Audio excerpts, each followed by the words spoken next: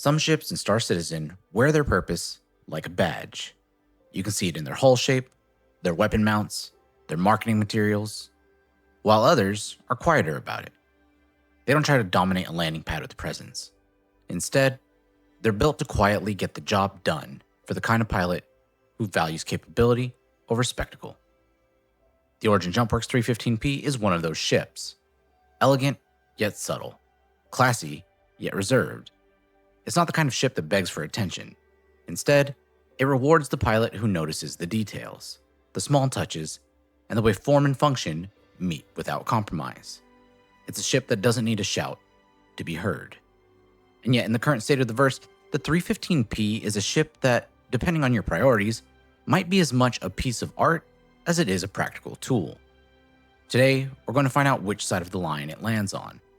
We'll go over every detail, take it through the kinds of missions it was built for, and see whether it's worth a place in your fleet, or better left as one that you admire from afar.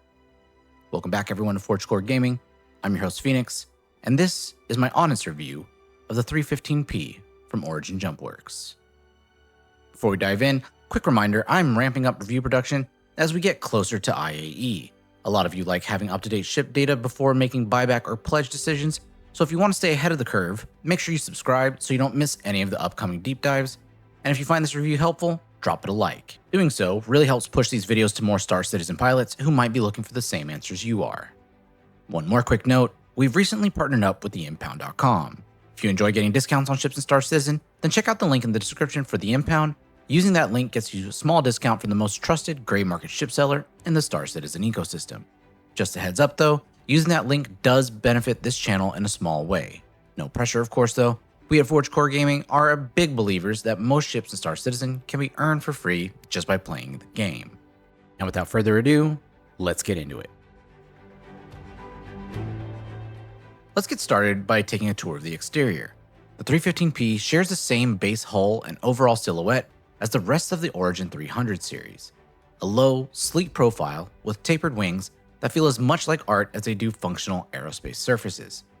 And that follows the trend of Origin always leaning into design language that communicates refinement, and the 315P wears that philosophy without apology. Up front, the canopy is a single, clean curve of reinforced glass, flowing seamlessly into the forward fuselage. It's not broken up by aggressive weapon mounts or greeble.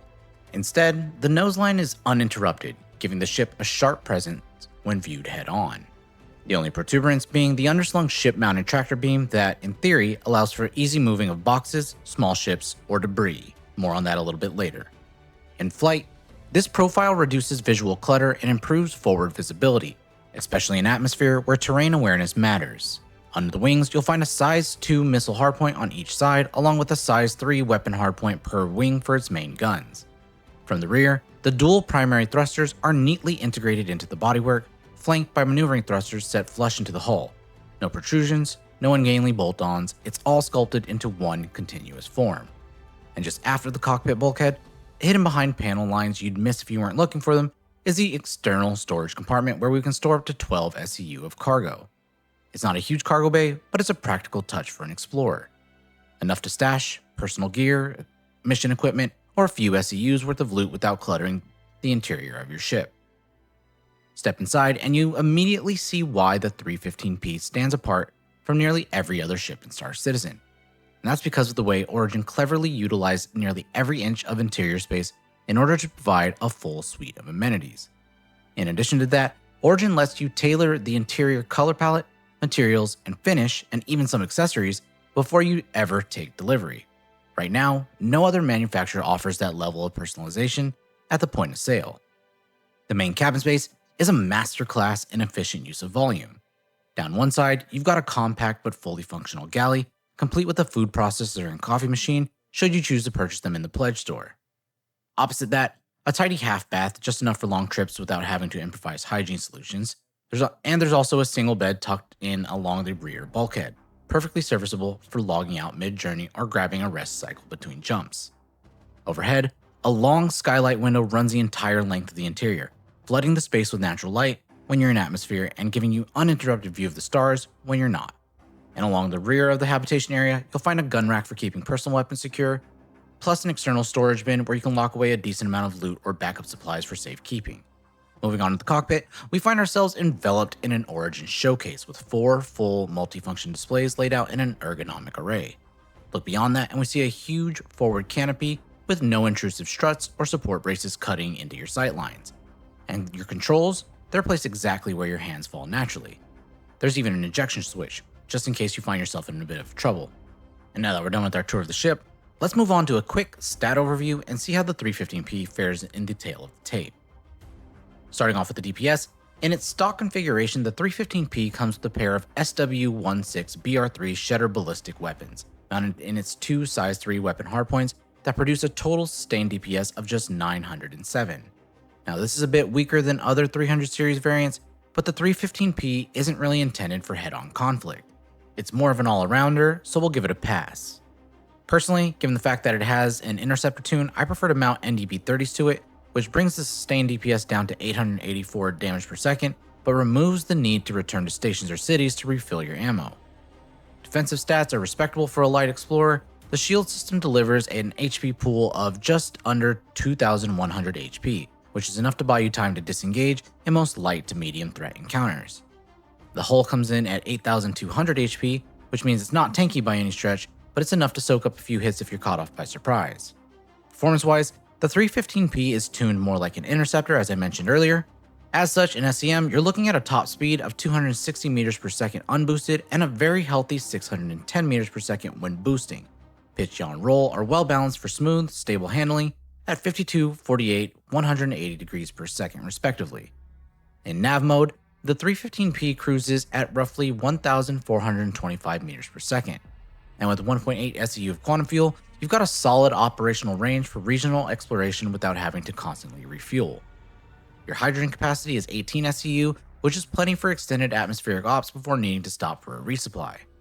Your cargo capacity again is 12 SEU in a standard grid, making it practical for light freight or bringing home mission spoils should you find some on your adventures. On the logistics side, claim time sits at 5 minutes and 10 seconds. If you're in a hurry, you can expedite down to 1 minute and 43 seconds for a cost of 2,579 AUEC. It's not instant, but it's definitely quick enough for most real-time needs. And now that we've reviewed the relevant performance metrics, let's discuss what I found after putting the 315P through its paces.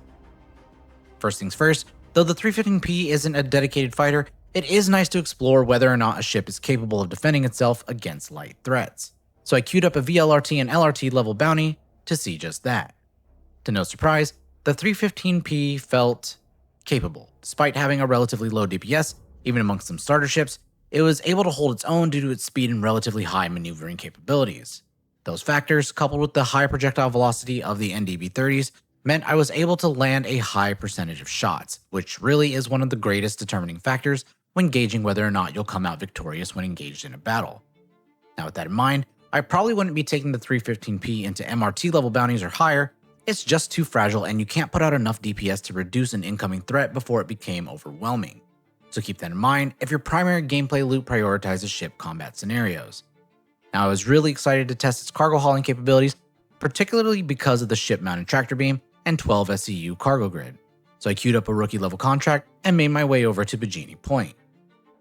Sadly, I found that the ship-mounted tractor beam, though capable of loading boxes into its own cargo bay, was a little bit awkward due to the landing gear that sits directly in the way.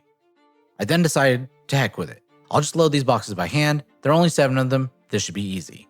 I was unfortunately dismayed yet again when I discovered that the 315P's cargo grid isn't really functioning as intended, in that whenever 2 boxes are side by side on the 2x6 grid, they get fairly tenaciously locked into place and you're unable to remove them with the handheld tractor beam. So when I took my haul down to Area 18, I had to pull out my Atlas in order to convince them to budge. And even when using the Atlas, removing the boxes proved difficult, and it eventually became this little dance of alternating between the Atlas tractor beam and my handheld multi-tool.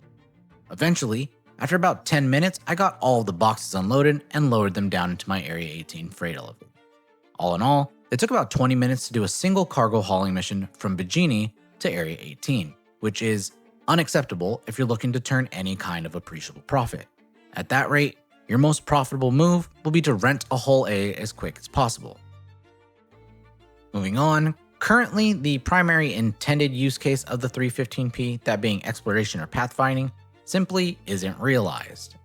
And that's because exploration gameplay isn't a gameplay loop we currently have, despite CIG telling us that the Irradiated Valakar is exactly that. In reality, some ships in the verse just have no true purpose at this point in time, and I fear the 315p might just be one of those ships. Even still, in the future, I could see the 315p being utilized as a support ship, employing its tractor beam to move large boxes from cargo ship to cargo ship.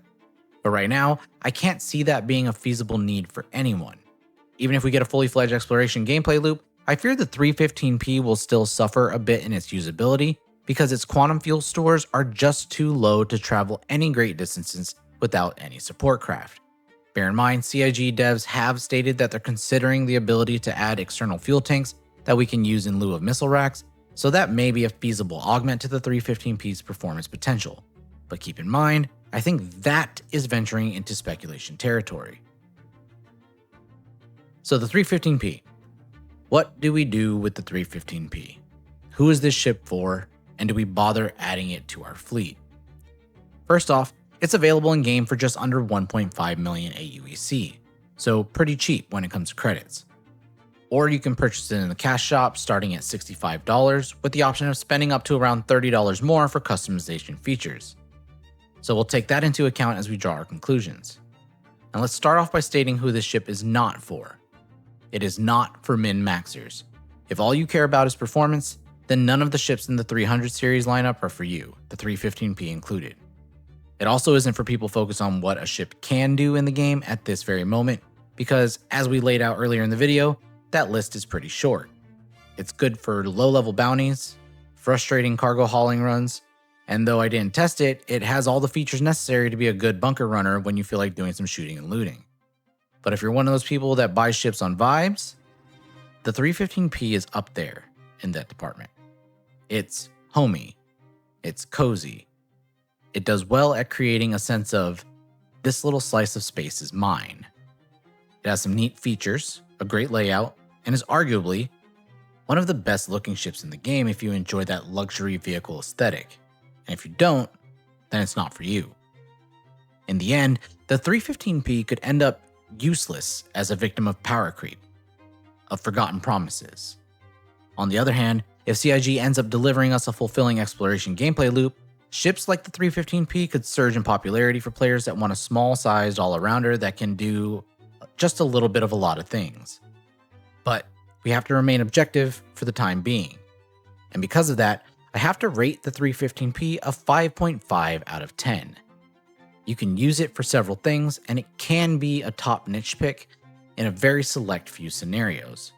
But right now, it's closer to being a piece of art than it is a utility-based tool. And that about sums up the review. Drop me a comment with the one thing you would change about the 315p. I'd love to hear from you. Also, make sure you're subscribed so you never miss it when we put out a new video. Finally, drop me a like to let the YouTube algorithm know that you appreciate the work we do here at ForgeCore. As always, thank you all very much for watching. Fly safe out there, and I'll see you in the verse. Phoenix out.